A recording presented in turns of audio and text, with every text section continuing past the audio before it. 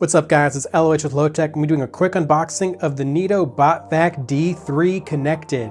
So this is the latest of Neato's line of the Connected series. So the Connected series came out last year. The biggest difference between these and the previous Botvacs is the app. You can schedule everything and pretty much run the whole robot through the app. The D3 means it's the entry-level model. There's also a D5, which is a little bit higher end model. Comes with a few different features like a spinning brush on the side, as well as a little bit longer battery life and the ability to use boundary markers. But if you don't need that, the inner workings of the robots are the same. So if you have a pretty small house or an apartment, this might be the robot for you. So taking a look at the box, it's pretty clean design. If you've seen any of the other Neato Botvacs boxes or our previous unboxing of a Neato Botvac, it looks pretty much the same. Nothing too much here. Let's flip this over and take a look at the back. Some basic specifications about the device. The biggest difference between the connected and the regular ones in terms of inner workings is really going to be that all of them now use lithium-ion batteries, whereas the older connecteds use nickel metal hydride.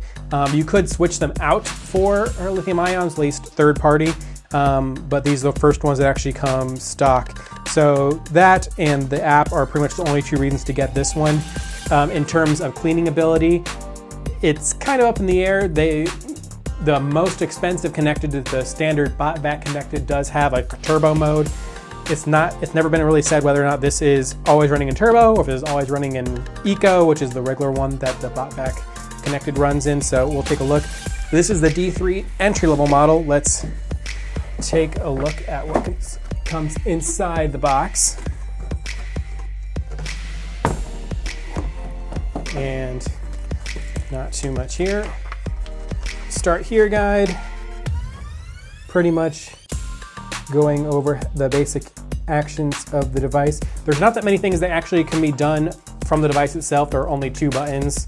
Pretty much start and stop. Not too much here. Here, more information about the device as well as the manual. I'm sure all that stuff can be found online if you guys actually want to read it, but I can answer any questions about what's inside of it. Of course, every device and every single company now wants you to leave 5-star reviews.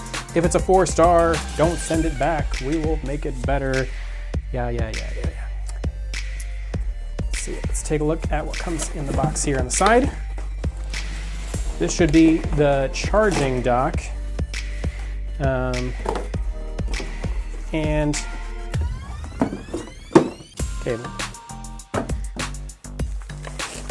And it looks like the biggest difference between this dock and the one that comes in the older Botvac models is that it's black, which is obviously means it's cool. Unless you really have a lot of white stuff in your house. Most people have a lot of black stuff in your house. But it looks pretty much the same. Still the same two connector pins that the robot will push into.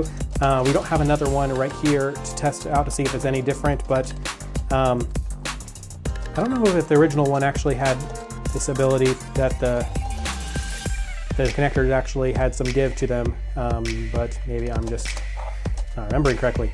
Other than that, it looks like the same, has IR sensors. In here, actually IR emitters in order to tell the device where it is or tell the vacuum where it is. Standard 3-prong plug. If you're in a different country, obviously you'll get a different plug, but most likely that's the difference between all the different ones it comes with. Taking a look at the device itself, one of the biggest differences between this design and the other models is that for a while all the Botvacs were white. They kind of switched it up with the last series, them being black with a big blue colored little circle emblem, logo, whatever you're gonna call it, up here at top. But this is a pretty understated look. I don't say it looks boring, but it looks a little bit more masculine. It looks a little bit more utilitarian. The D5 looks about the same, so I'm not sure if that would actually, if the colors are gonna be slightly different or something like that. If we get a D5, we'll let you guys know. dustbin in here. This looks to be about the same that you'd see in the other Neato models. Power button, warning indicator, battery indicator. So yeah, there's actually only one button, not two. I was mistaken. These are not buttons, these are just lights. I'm guessing this was when it's stuck or has something, and this is when the battery's low, and this makes it go. I'm sure that's a marketing slogan somewhere. Taking a look at the devices on the side. Nothing really here. There are sensors, obviously all the way around. Let's turn this device over, and same little feet, same little wheels, and everything looks very much the same as it did in the other Neatos. The main difference being there is no side brush here. So this is a brand new device. We'll be testing it out, seeing how it does perform in our house under a number of different surfaces. If you have any questions about how it performs, or if you have any questions about the differences between the models or things like that, how it compares to previous Neato models, please let us know. We would be happy to answer your questions.